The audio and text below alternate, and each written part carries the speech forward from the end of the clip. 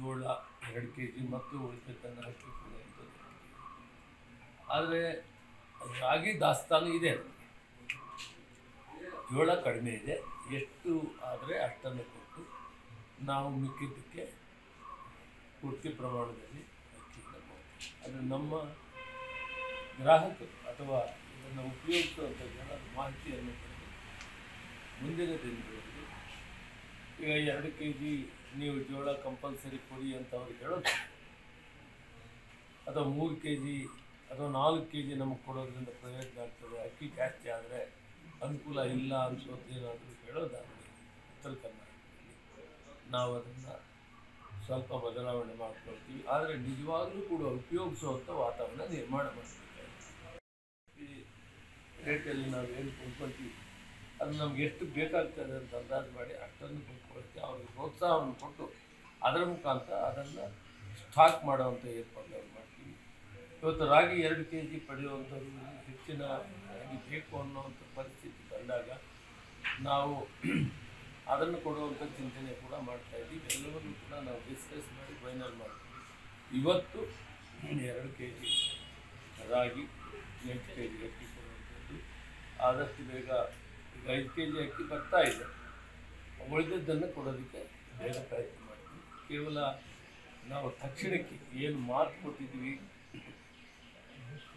July 1ನೇ ತಾರೀಕು ನಮ್ಮ ಸರ್ಕಾರ ಮಾನ್ಯ ಮುಖ್ಯಮಂತ್ರಿಗಳು ಮಾತು ಕೊಟ್ಟಿದ್ವಿ, ಪ್ರಣಾಳಿಕೆಯಲ್ಲಿ ಹೇಳಿದ್ವಿ, ಗ್ಯಾರಂಟಿ ಪ್ರೋಗ್ರಾಮ್ ಹೇಳಿದ್ವಿ. ಅದಕ್ಕೆ ನಾವು ಮಾತಿಗೆ ತಕ್ಕಂತೆ ಇವತ್ತು ನಾವು ಇದನ್ನು ಕೊಡ್ತೀವಿ. ಆದಷ್ಟು ಬೇಗ ಅಕ್ಕಿಯನ್ನೇ ಕೊಡ್ತೀವಿ. ಇದು ಟೆಂಪರರಿ ಅರೇಂಜ್ಮೆಂಟ್. ಸರ್, ಈಗ 1 ಕೋಟಿ ಹಣ ಕೊಡ್ತಾ ಇದ್ರಿ, ನಾಳೆಯಿಂದನೇ ಹಣ ವರ್ಗಾವಣೆ ಆಗುತ್ತಾ ಸರ್? ಕಾರ್ಯಕ್ರಮ ಏನಾದರೂ ಮಾಡ್ತಾ ಇದ್ದಾರೆ? ಕಾರ್ಯಕ್ರಮ ಶುರುವಾಗ್ತದೆ. ಅಕೌಂಟ್ಸ್ಗೆ ಕೊಡೋದಕ್ಕೆ 199 ಅಕೌಂಟ್ ಇದೆ ಅಂತ ನಮಗೆ ಮಾಹಿತಿ ಇದೆ. ಒಂದು ವೇಳೆ ಅಕೌಂಟ್ ಇಲ್ಲದೆ ಇರುವಂಥವರು ಪಡಿತರ ಚೀಟಿ ಬಂದಿರೋರು, ಪಡಿತರ ಚೀಟಿ ಯಾರ ಹೆಸರಲ್ಲಿದೆ ಅವರು ಅಕೌಂಟನ್ನು ಮಾಡ್ಕೊಳ್ಬೇಕು.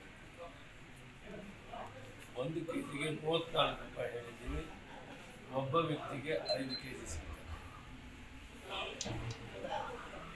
ಅದೇ ರೀತಿ 3, 4 ಜನ 5 ಜನ ಇದ್ದರೆ 25 kg ಸಿಗ್ತದೆ. 25 kg 34 ರೂಪಾಯಿ ಪ್ರತಿ kg. ಈ ಪ್ರಕಾರ ಇದನ್ನು ತೀರ್ಮಾನ ಮಾಡ್ತೀವಿ. ಇದು ಪೂರ್ತಿ ಅಕ್ಕಿ ಸಿಗೋ ತನಕ ಮಾತ್ರ ಇರ್ತದೆ. ನಾವು ಪ್ರಕ್ರಿಯೆಯನ್ನು ಮಾಡ್ತಾ ಇದ್ದೀವಿ. ಆದಷ್ಟು ಬೇಗ ಮಾಡಿ ನಾವು ಅಕ್ಕಿ ಕೊಡ್ತೀವಿ ಅಂತ ಹೇಳಿದ್ದೀವಿ, ಅಥವಾ ಧಾನ್ಯಗಳು ಕೊಡ್ತೀವಿ ಅನ್ನೋ ಪದವನ್ನು ಮಾನ್ಯ ಮುಖ್ಯಮಂತ್ರಿಗಳು ಉಪಯೋಗಿಸಿದ್ದಾರೆ. ಆದ್ದರಿಂದ ನಿನ್ನೆ ಉಪಮುಖ್ಯಮಂತ್ರಿಗಳು ಅದನ್ನು ನಾವು ಧಾನ್ಯಗಳನ್ನು ಕೊಡುವಂಥ ವಿಷಯದಲ್ಲಿ ಈ ಭಾಗದಲ್ಲಿ ದಕ್ಷಿಣ ಕರ್ನಾಟಕದಲ್ಲಿ 2 kg ರಾಗಿ ಮತ್ತು ಉಳಿದ ಇರುವಂಥ ದಾಸ್ತಾನದಲ್ಲಿ ಹಣವನ್ನು ಕಟ್ತೀವಿ. ನಾವೇನು ಸುಮ್ಮನೆ ಕೇಳಿಲ್ಲ, ಪುಕ್ಸಟೆಯಲ್ಲಿ ಕೇಳಿಲ್ಲ. ಅವರು ಕೊಟ್ಟಿದ್ದೇ ಆಗಿದ್ದರೆ ಇವತ್ತು ನಾವು ಪೂರ್ತಿ ಪ್ರಮಾಣದಲ್ಲಿ ನಾಳೆಯಿಂದ ಸರಬರಾಜು ಮಾಡೋಕ್ಕಾಗ್ತಾ ಇತ್ತು. ಸುಮಾರು 1 ತಿಂಗಳಿಂದ ಆಗಿದ್ದ ಪ್ರಯತ್ನ ವಿಫಲವಾಯಿತು. ನಿಮಗೆ ಗೊತ್ತಿದೆ, ನಾನು PS ಗೋಯಲ್ ಅವರನ್ನ ಮಂತ್ರಿಗಳನ್ನು ಭೇಟಿಯಾಗಿದ್ದೆ. ಇಲ್ಲಿ ಅಧಿಕಾರಿಗಳೆಲ್ಲ ಕರೆಸಿ ನಾನು ಮುಖ್ಯಮಂತ್ರಿಗಳು 2-3 ಮೀಟಿಂಗ್ ಕೊಡ್ತೀವಿ ಅಂತ ಪತ್ರ ಬರೆದ್ರು. ಅದಾದಮೇಲೆ ಕೊಡೋಕ್ಕಾಗಲ್ಲ ಅಂತ ಕೇಂದ್ರ ಸರ್ಕಾರಕ್ಕೆ ಅಧಿಕಾರಿಗಳ ಬಗ್ಗೆ ನಾನು ಆಕ್ಷೇಪಣೆ ಮಾಡೋಕ್ಕೆ ಇಷ್ಟ ಇಲ್ಲ. ದಾಸ್ತಾನು ಇದ್ದಿದ್ದು ನಿಜ, ಆ ದಾಸ್ತಾನಲ್ಲಿ ಕೊಡಬೇಕಂತ ಅವ್ರು ತೀರ್ಮಾನ ಮಾಡಿದ್ರು.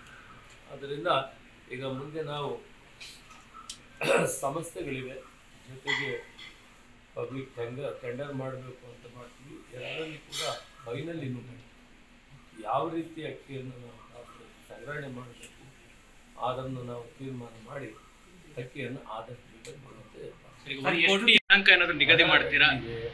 ಅಕೌಂಟ್ಸು ಇದೆ, ನಾಳೆ ಪ್ರಾರಂಭ ಆಗ್ತದೆ. Thank you very much sir.